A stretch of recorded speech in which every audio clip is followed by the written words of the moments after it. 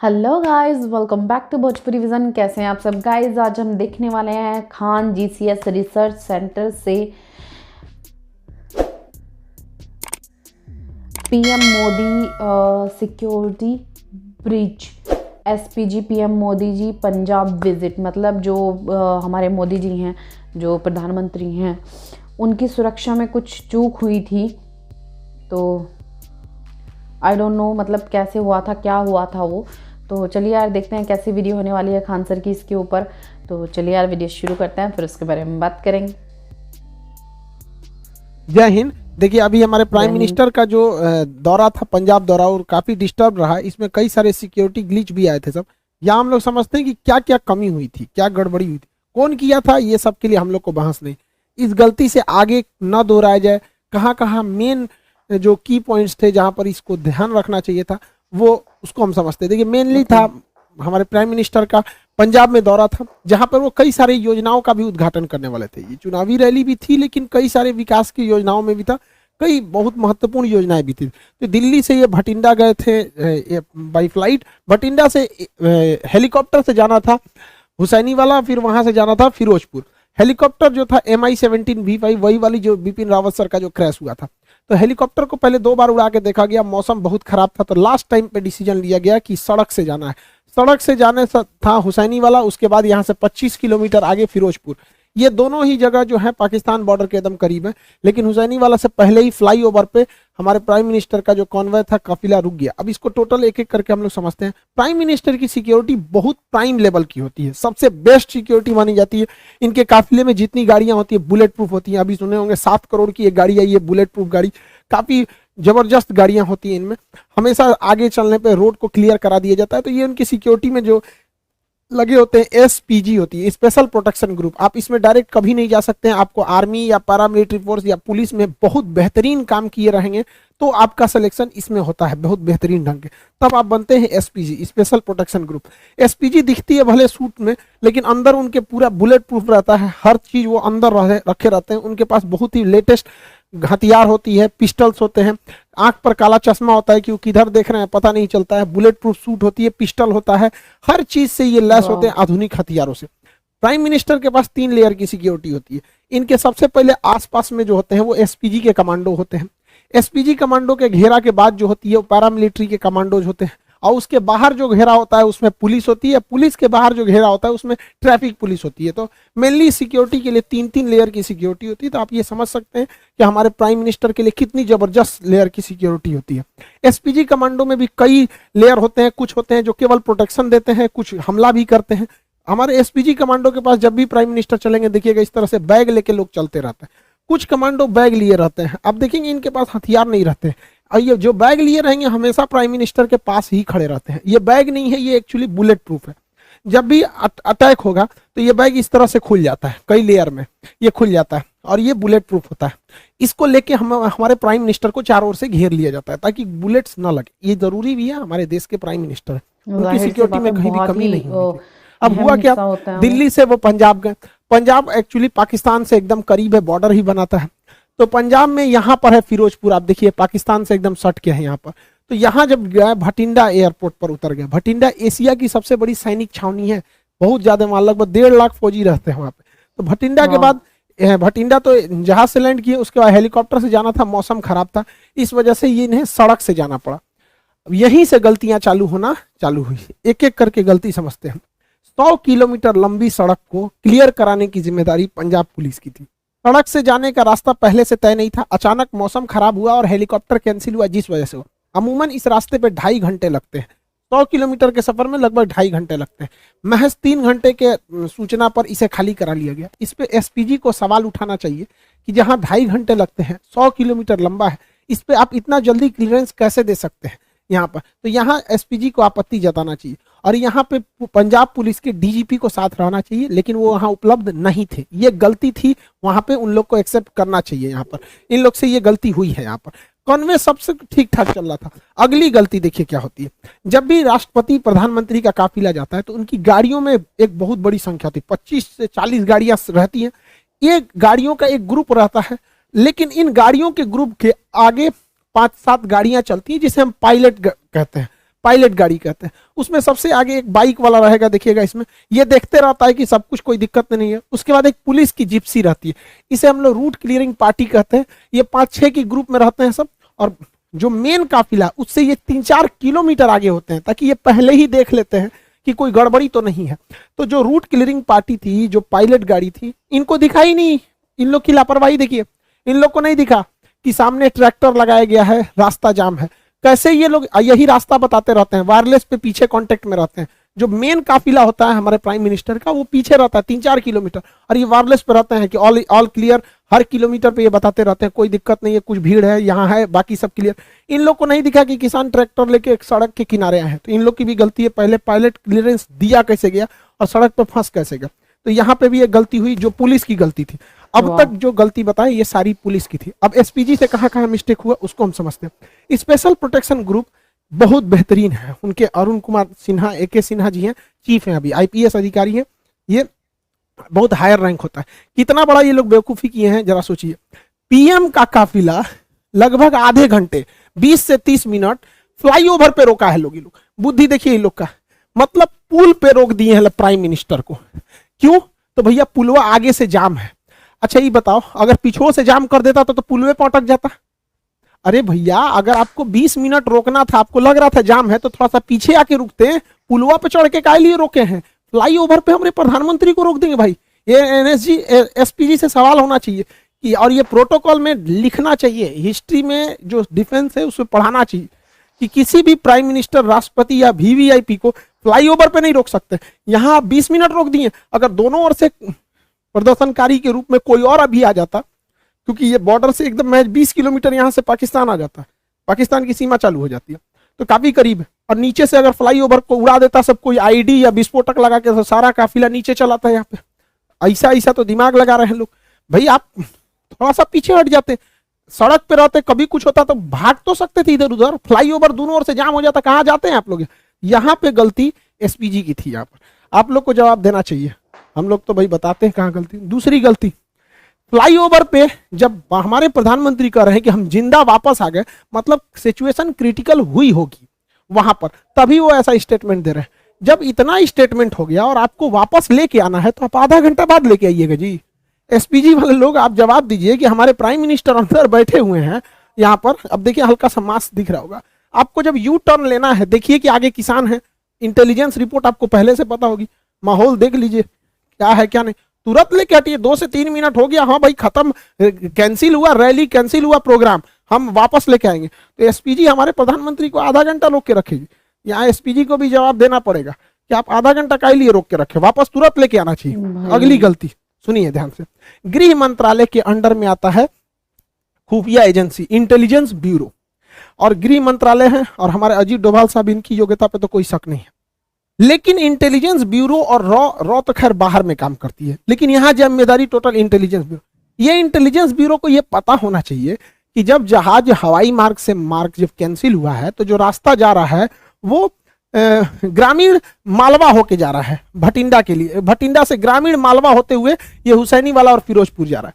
और ग्रामीण मालवा का जो क्षेत्र है वो एकदम हॉट पॉइंट बना हुआ है प्रदर्शनकारी के लिए। तो इंटेलिजेंस ब्यूरो ने कैसे क्लियरेंस दे दिया कि अभी देख रहे हैं इतना बड़ा प्रोटेस्ट हुआ था, इतना बड़ा भीषण कई घटनाएं हुई, अभी किसानों में भी कुछ रोष था जो लखीमपुर की घटना को लेकर, ये सब। तो इंटेलिजेंस ब्यूरो को क्लियरेंस कैसे दे दिया कि भैया उस रूट से ले जा रहे हो जहां प्रदर्शन का केंद्र बना हुआ है, वो भी हमारे प्रधानमंत्री को। प्रधानमंत्री देश का होता है, किसी पार्टी का नहीं होता है, तो देश सर्वोपरि होना चाहिए। तो इंटेलिजेंस ब्यूरो का भी यहाँ फेल्योर है, सबको जवाब देना चाहिए यहाँ पर। लेकिन मीडिया वाले ये सब सवाल तो पूछेंगे नहीं। हालांकि प्रधानमंत्री जब वापस आए तो उन्होंने हमारे प्रेसिडेंट साहब से भी मुलाकात किया। अब इस पे अटकलें ये भी लगाई जा रही है कि आर्टिकल 356 लगा के राष्ट्रपति शासन यानी राजकीय आपात, स्टेट इमरजेंसी लगाई जाएगी। हालांकि ये इतना आसान नहीं है, और लगा देता तो भी ठीक है था। इलेक्शन होने वाला है, प्रेसिडेंट रूल रहने के बाद थोड़ा सा ठीक ठाक से रहता है। हालांकि ये बहुत वर्स्ट कंडीशन में ही इसे लगाया जा सकता है। गृह मंत्रालय ने भी पंजाब सरकार से मांगा है कि आखिर ऐसी क्या गलती थी कि मुख्यमंत्री वहां से रिसीव करने नहीं आए। तो मुख्यमंत्री का अपना कहना है कि कोरोना प्रोटोकॉल को लेकर जूम में थे, रैली भले करेंगे लोग, वहां कोरोना प्रोटोकॉल नहीं लगेगा, लेकिन प्रधानमंत्री के लिए कोरोना प्रोटोकॉल लगेगा। दूसरा कि मुख्यमंत्री को छोड़ो, हटाओ भैया, तुम आए चाहे ना आए, राजनीतिक मैटर है, लेकिन उस राज्य के डीजीपी को कि प्रधानमंत्री के काफिले में सबसे आगे रहना पड़ता है, और डीजीपी जहां रहेगा पुलिस प्रशासन ऐसे ही रहेगी, क्योंकि किसी भी राज्य का सबसे बड़ा हेड होता है DGP, director general of police. राष्ट्रपति प्रधानमंत्री के काफिले में डीजीपी नहीं थे, ये तो एकदम सरासर गलत है। तो पंजाब पुलिस को इस पे जवाब देना चाहिए। हालांकि गृह मंत्रालय ने इन लोगों से जवाब तलब किया है कि आप लोग वहां पर डीजीपी उपलब्ध क्यों नहीं थे। लेकिन लौटते समय जो कहा जा रहा है कि प्रधानमंत्री ने किसी अधिकारी को कहा कि अपने मुख्यमंत्री को थैंक्स कहना कि हम जिंदा वापस आ गए, ये स्टेटमेंट थोड़ा सा अलग है। देखिए, अगर ये स्टेटमेंट केवल हिंदुस्तान के लोग सुन रहे हैं, ये स्टेटमेंट केवल भारत तक रह जाए, तब तो कोई दिक्कत नहीं है। लेकिन जरा सोचिए, एक विदेशी मीडिया जब इसे सुनेगी तो क्या सोचेगी कि कोई प्रधानमंत्री अपने देश में कह रहा है कि हम सुरक्षित जिंदा वापस आ गए। आप ये बोल सकते थे प्रधानमंत्री के कार्यालय के जो भी अधिकारी हैं कि हम सुरक्षित वापस आ गए, लेकिन जो होता है ना कि जिंदा वापस आ गए, काफी हार्ड वर्ड हो जाता है ये, कि मतलब आपने ऐसा बोलना, क्योंकि देश आप ही का है। अल्टीमेटली आप कहीं भी जाते हैं तो हमारे प्रधानमंत्री से ही हमारी पहचान होती है। कोई राज्य के मुख्यमंत्री को नहीं जानता है, किसी को नहीं पता कि अमेरिका के 50 राज्यों में किसी एक राज्य का मुख्यमंत्री का नाम, सब वहां जो बाइडेन को जानते हैं। अगर मान के चलिए पुतिन कहते हैं कि बहुत धन्यवाद कहते हैं उस राज्य के मुख्यमंत्री को कि हम जिंदा वापस आ गए, तो भारत के लोग क्या सोचेंगे? आपको जानकर ताज्जुब होगा, चीन का राष्ट्रपति शी जिनपिंग पिछले 2 साल से कहीं नहीं गया है, क्योंकि वहां गृह युद्ध का माहौल चल रहा है, लेकिन उसकी मीडिया ने इसको छुपा के रखा है। उसके प्रधानमंत्री वर्चुअल मीटिंग में जाते हैं, अभी तक कहीं 2 साल से बाहर नहीं निकला, क्योंकि आंतरिक कलह चल रहा है। तो ये जो स्टेटमेंट है, अगर इंडिया तक में है तो कोई दिक्कत नहीं, किसी को भी कोई दिक्कत नहीं, लेकिन खुद से सोच के देखिए, जो बाहरी मीडिया, ये इंटरनेशनल जो लीडर हैं, ये क्या सोचेंगे? क्योंकि जब ये लोग भी भारत में आते हैं ना, तो इन लोगों की भी सिक्योरिटी एसपीजी और एनएसजी कमांडो ही कहती है। तो कल को ये सब भी कहेगा सब भैया, तो आप अपने कह रहे हैं कि हम जिंदा वापस आ गए, तो विदेश में थोड़ी सी छवि खराब होगी। खुद हमारे प्रधानमंत्री कहते हैं, इतने दिलेर हैं, आप दिलेरी की बात कहते हैं, बिना बताए 2015 में नवाज शरीफ की पोती की शादी में गए थे। हमारा सबसे बड़ा दुश्मन, जहां से कभी हमारी दोस्ती की कोई उम्मीद नहीं रहती थी, पाकिस्तान, हमेशा कभी टेररिस्ट अटैक, कभी कश्मीर का इशू, वहां हमारे प्रधानमंत्री देखिए यहाँ पे 2015 में नवाज शरीफ की पोती की जब शादी थी, ग्रैंड डॉटर की, बिना बताए चले गए थे अफगानिस्तान दौरे पे, वहां से अचानक चले आए वहां पर। तो वहां पे इन्होंने नहीं कहा कि हम जिंदा वापस आ गए, जबकि जब वहां पे प्रधानमंत्री जब गए थे 2015 में, हम लोग न्यूज देखे, लोग धक धक कर रहा था, अरे भैया बिना बताए गए हो वहां जगह पे। क्योंकि काफी मोदी जी जो है पाकिस्तान को लेकर पीओके के लोग काफी हार्ड डिसीजन लेते हैं, तो थोड़ा सा आदमी को भी रहता है कि हमारा प्रधानमंत्री दुश्मन के घर में गया है। और वो भी जो गए थे ना, भारत के हेलीकॉप्टर नहीं था, नवाज शरीफ के अपने हेलीकॉप्टर में बैठ के गए थे। पता नहीं पाकिस्तानी हेलीकॉप्टर चाइना से खरीदा था, क्या होता क्या नहीं। तो वहां पे ये स्टेटमेंट नहीं था, ऐसा नहीं होता। कह देना चाहिए था कि हाँ सिक्योरिटी में बहुत ग्लीच हुआ, सिक्योरिटी में ऐसा नहीं होना चाहिए। लेकिन एक होता है ना जिंदा वापस आना, वो भी प्रधानमंत्री के मुंह से थोड़ा सा ऑकवर्ड सा लगने लगता है। भैया तब हम लोग कहाँ जाएंगे भाई? प्रधानमंत्री के ऊपर हर महीने 50 करोड़ रुपए खर्च होते हैं सिक्योरिटी में। एक दिन में 1 करोड़ 60 लाख पर दिन का खर्चा है, अगर ये दिल्ली में बैठे हैं तो। और बाहर जाएंगे तो प्रतिदिन 2 से 2.5 करोड़ रुपए खर्च लगेगा। तो 2 करोड़ रुपए प्रतिदिन का खर्च के आधार पर अगर ऐसा स्टेटमेंट आता है, तो फिर एसपीजी को सोचना चाहिए भैया आप किस तरह की सिक्योरिटी दे रहे हैं कि प्रधानमंत्री करें। और ऐसा नहीं है कि केवल पहली बार जाम में फंसे। 2017 में नोएडा मेट्रो के उद्घाटन में खूब हमारे प्रधानमंत्री जाम में फंस गए थे, तो उस समय कुछ अधिकारियों को ट्रैफिक के सस्पेंड भी किया गया था। 2 बार फंसे थे 2018 में, समझना क्या कि नहीं। अब देखिए यहाँ पर पब्लिक है और ये हमारे प्राइम मिनिस्टर है, यहाँ से भी तो कुछ अगर अनहोनी रहना रहेगा तो यहाँ से भी हो सकता है। यहाँ पे अब यहीं पे देख लीजिए, यहाँ हमारे नितिन गडकरी साहब हैं, सड़क परिवहन मंत्री, यहाँ प्राइम मिनिस्टर, यहाँ पे पब्लिक इतनी ज्यादा, यहाँ पे भी इतना नहीं है। सिक्योरिटी बहुत सजग रहती है। अब वो जमाना नहीं है इंदिरा गांधी वाला या फिर राजीव गांधी वाला, लेकिन फिर भी देश के प्रधानमंत्री की सुरक्षा के साथ ऐसा खिलवाड़ अच्छी बात नहीं है। जो भी है गलत है, उसको सजा देनी चाहिए और रूल बुक में इसको रखना चाहिए कि कभी किसी फ्लाईओवर पे आधा घंटा तक किसी प्रधानमंत्री को वेट नहीं कराना चाहिए। और दोनों लोग से, प्रदर्शनकारियों को भी दूर रखना चाहिए। हमारे काफिले से बताइए, महज कुछ दूरी पर थे प्रदर्शनकारी, वहां से दिख रहे थे। और जो उनके समर्थक हैं हमारे प्राइम मिनिस्टर के, उन लोगों को भी कहते हैं कि तू लोग भैया काहे लिए उतना पास चलाया। यहाँ देखिए ये एसपीजी खड़ा है, ये हमारे प्रधानमंत्री की गाड़ी है, इसमें बैठे हुए हैं, ये उनके समर्थक है। तो भैया समर्थक लोग तुम भी दूर रहो, वरना तुम्हारे भेष में कोई भी आ सकता है, और विरोध वाले भी तुम भी दूर रहो। और इस पे हम लोग को लेसन लेना चाहिए। हम तो कहते हैं ना एक चीज कि देश में जब तक जितना बार इलेक्शन होगा ना कुछ तांडव होगा। आप देखिए बंगाल इलेक्शन में हुआ था, कितना वायलेंस हुआ। जब जब इलेक्शन होगा तब तब ऐसा होता रहता। हम तो कहते हैं कि इलेक्शन एक ही साथ होना चाहिए, स्टेट का भी और सेंट्रल का भी। जैसे 2019 में इलेक्शन हुआ तो जब लोग वोट डालने गए उसी समय वो सीएम का भी चुनाव करा लेते हैं, एक ही कमरे में 2 ईवीएम मशीन लगा देते। बार बार इलेक्शन कराने पे हमारे जो नेताओं को काम करना चाहिए वो भी नहीं करते, हर 3-4 महीना का गैप देके इलेक्शन में बिजी हो जाते हैं। अब जैसे 2024 में इलेक्शन होना है तो 2024 में ही क्या कर दीजिए भैया, अब एक ही साथ राज्यों का भी इलेक्शन करा लीजिए। ईवीएम जो मशीन होती है, ईवीएम मशीन यहाँ पे 2 लगा दीजिएगा। हाँ भैया पीएम वाला चुनाव है, लोकसभा का दे दीजिए, यहाँ सीएम वाला चुनाव है, दोनों वोट दीजिए, एक साथ खत्म करके बैलेंस कीजिए। इससे 60,000 करोड़ रुपए की बचत होगी। राज्यों के चुनाव में 60,000 करोड़ रुपए का खर्चा होता है। इस पैसे से सारे किसानों का कर्जा माफ किया जा सकता था, एक बहुत बड़ी समस्या खत्म हो जाती। आपको क्या लगता है कि सेंट्रल और स्टेट दोनों का इलेक्शन एक साथ होना चाहिए कि नहीं? बार बार हम कब तक लड़ते रहेंगे? एक दूसरे के नाम पे, पार्टियों के नाम पे लड़ेंगे, कभी मजहब के नाम पे लड़ेंगे, कभी जाति के नाम पे लड़ेंगे, कभी पढ़ाई लिखाई की बात होती तो भैया 5 साल में एक बार लड़ लो, फिर मिलजुल के रहो अच्छे से। सेंट्रल वाले भी पूरा काम करते रहे, आधा समय तो चुनाव में बिजी रहता है। खैर जो भी हुआ गलत हुआ, प्राइम मिनिस्टर के साथ ऐसा नहीं होना चाहिए। हम लोग को भाई जहां जहां गलती हुई वो हम बताएं, कौन गुनहगार है उसको सजा देना सेंट्रल का काम है, सेंट्रल अच्छे से करेगी। आई होप आप समझ गए होंगे। मिलेंगे नेक्स्ट क्लास में। जय हिंद। तो यार ये थी वीडियो एंड यार वीडियो के बारे में तो मैं इतना ही कहना चाहूँगी, जो प्रधानमंत्री हैं मतलब जो मोदी जी हैं वो एक जानी मानी हस्ती हैं यार। आप उनकी सिक्योरिटी में ऐसे चूक नहीं कर सकते, मतलब यार थोड़ा तो सोच समझ के, क्योंकि यार इतना नहीं हो सकता, इतनी चूक नहीं हो सकती। पहली चीज़ तो ये, अगर प्रदर्शनकारी थे वहाँ पे तो वो रोड कैसे एकदम, मतलब अगर वहाँ पे अगर सिचुएशन ख़राब थी, टेम्परेचर या फिर वेदर ख़राब था, तो आपको एक दिन का स्टे लेना चाहिए था वहीं पे। तो मेरे ख्याल से तो वही था, एक दिन का स्टे लेना चाहिए था, क्योंकि यार किसी भी 3 घंटे के ट्रैवल वाली रोड को, और रोड ऐसी तो होगी नहीं कि बिल्कुल खाली होगी। एक रोड को 3 घंटे की रोड को स्पेशली यार अप्रॉक्सीमेट आप 100+ मान सकते हैं उसको, कि 100 किलोमीटर प्लस है। 100 किलोमीटर प्लस की रोड को खाली कराना, और वो भी इमरजेंसी में, I don't think it's a good decision. मतलब इतनी जल्दी तो यार, इतनी जल्दी कैसे हो सकता है? नॉर्मली भी हम लोगों को कम से कम 5 से 6 घंटे जाएंगे ये पूरी सूचना 100 किलोमीटर तक फैलाने में कि इस रोड पर आना बंद है। तो मुझे नहीं समझ आ रहा कि एक जो मतलब पूरे देश को रिप्रेजेंट करते हैं, पीएम सर जो रिप्रेजेंट कर रहे हैं हमारे देश को, उनकी सुरक्षा में ऐसी चूक।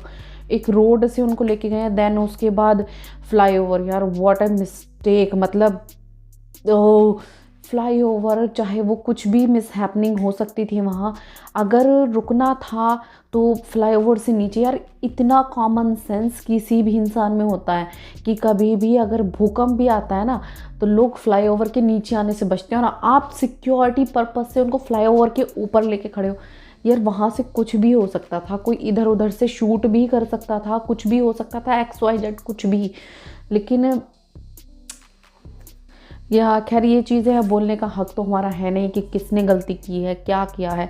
तो यार आई होप कि ऐसी कोई जो मिस्टेक्स हैं वो इन फ्यूचर दोबारा ना हो, क्योंकि यार बहुत ही आप ये बोल सकते हैं कि बहुत ही ज़रूरी है वो, देश के लिए भी और हम लोगों के लिए भी। क्योंकि यार जो इंसान इतने अच्छे काम करता है, आप अयोध्या में ले लीजिए या फिर अदर, सिर्फ हिंदू ही नहीं, मुस्लिम में 3 तलाक, जो कि बहुत ही बड़ा अहम मुद्दा था एक, उस पे भी उन्होंने रिएक्ट किया है। तो यार मुझे नहीं लगता कि उनकी सुरक्षा में ऐसी चूक होनी चाहिए या फिर कुछ भी ग्लिच आने चाहिए।